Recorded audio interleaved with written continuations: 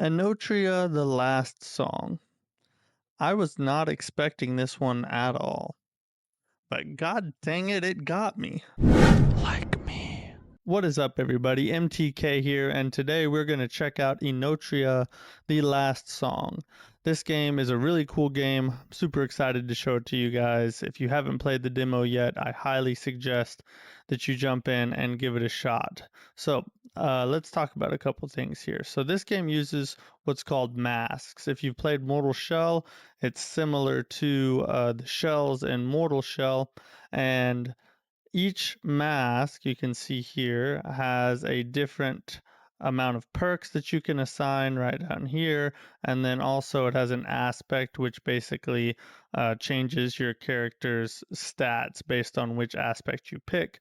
And what's really cool is there's 3 different loadouts. So you can have 3 different loadouts equipped at all times, and then if I were to go and just press the down button, it will automatically switch to the next loadout in the list pretty much almost instantaneously. There's a little bit of a delay. But that's a really cool thing because you can set up multiple different loadouts and then just switch between them almost seamlessly. The other cool thing is that each loadout you can have 2 different weapons, and then you also have these special abilities here that are called lines, and each one charges as you attack and score hits on your enemies. Then it'll charge up and become available to use. So that's a really cool system. So the way that they designed how you set up your character in this game is unique, I think, and also very effective, and it feels nice when you play it. It just feels like it fits. It's got a good quality of life aspect to it. So the combat here, I'm using an ultra great sword, so you can see it's very slow, but you have a dodge similar to the Bloodborne dodge, although I'm not really dodging right now. And then you have a perfect parry just like that. And then you can see he was staggered right there. I could have done a critical blow. So once you break their stagger, then you can do a critical blow, and it's basically like a death blow in Sekiro, or a critical blow in Elden Ring. Oh, see, that counter just killed him right there. Yeah, so you have perfect parries, but you also have just regular parries, which all those do is basically just reduce the damage that you take. They don't actually, a perfect parry will keep you from taking any damage, and a parry, I'll see if I can pull one off here. See there, I took less damage than I would have. So if you get your perfect parry off, though, not only do you take no damage, but you also unravel your enemy. And in this game, unraveling is basically the posture or poise of the enemy. So as you unravel them, if they become completely unraveled, then you will have your chance to do your critical hit. So I'll see if I can actually pull one off real quick. There's part of one. There. Oh no, it killed him. This guy will be stronger though. He'll have more health. Ooh, he's also harder to time. There it is. And then there's your critical blow.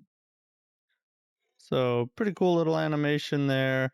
So it kind of uses it calls it unraveling, but it's the same thing as a posture gauge.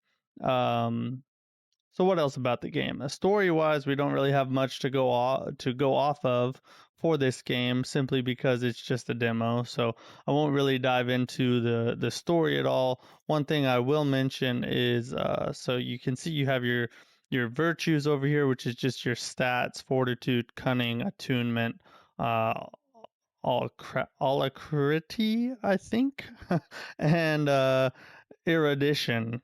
I'm guessing those last 2 words are words. Who knows? Let me know in the comments if I completely butchered those. So those are your stats on the side there, and then you have your elemental right there in the middle. What's cool about the elements in this game is that each one, if you were to get your weapon infused with an element, it has drawbacks and perks. So it's kind of like a give and take system, which is a really neat thing, I think, because you can kind of pick and choose based on the drawbacks and the perks of each one, to kind of cater to the way that you like to play your play style. I thought that was a really neat way to go about it.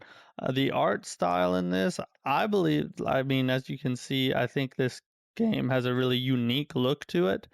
It is definitely different. The Italian lore is a really interesting thing. I find fun and really intriguing to jump into and learn more about. Overall, I would say this game is looking to be one that I'm gonna pick up day one as soon as it comes out. I've really enjoyed the demo. I think the combat is fun. I think that there's multiple different weapon types. There's multiple different attacks you can do. You can do jump attacks. Ooh, you can do dodge attacks, you can do combos. I'll use one of my lines here so you guys can see kind of the special abilities. I can find another enemy over here. See right there, that switched my weapon and also kind of did a dodge animation. And this one does like a plunge attack. And so you can get multiple different lines and switch them out for each loadout. So you can use whichever one best suits the scenario that you're in. It's a really neat system and it makes for some interesting combos because you can couple your lines with your regular and heavy attacks and make some really effective combinations to take care of whatever enemies you run into.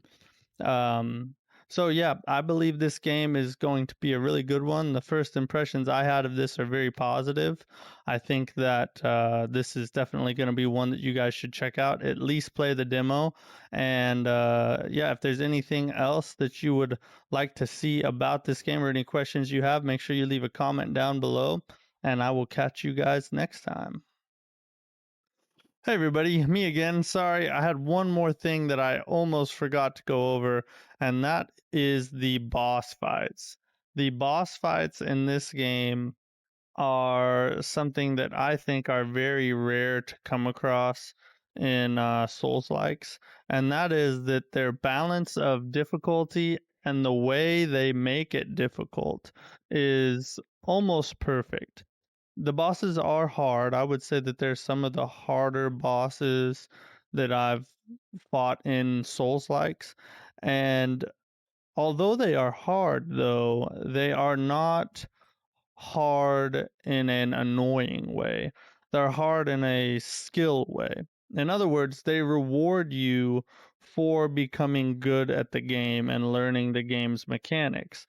There are plenty of games that just throw bosses in, and maybe the bosses are hard, but they're hard because of dumb reasons. Maybe there's just multiple bosses or a bunch of small little tiny enemies um, surrounding the boss that make the boss difficult just because of the sheer mass of enemies around them.